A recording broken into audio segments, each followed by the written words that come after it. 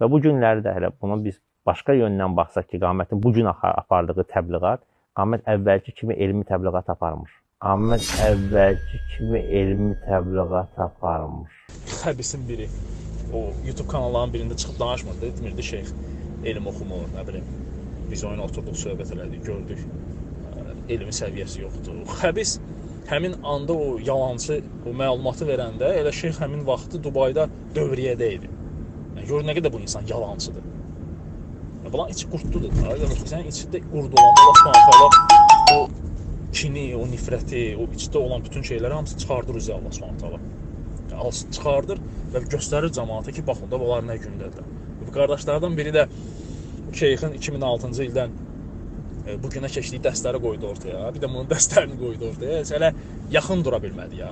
Buradan mən də bir-iki dənə də əlavə eləyim ki, o xəbis və o Mədinədə oturan bunların baş bilənləri var. Olan hamısını bir yerə, dərslərini yıxsın, hamısını bir yerə.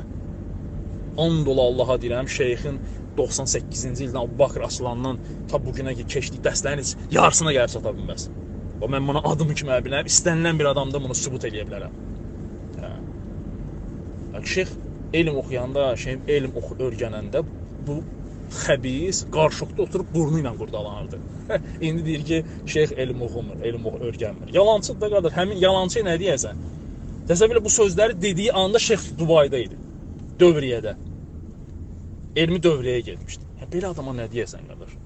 Bu burası da elə bunun tayıb da, eyni fikirdə, eyni düşüncədə olan insanlardır da. Bu rədd verir, ya heç kəs vermir. Nə var? Vermirsən də sən verirsən, əlhamdülillah. Gərək gözümüzü soxasan ona.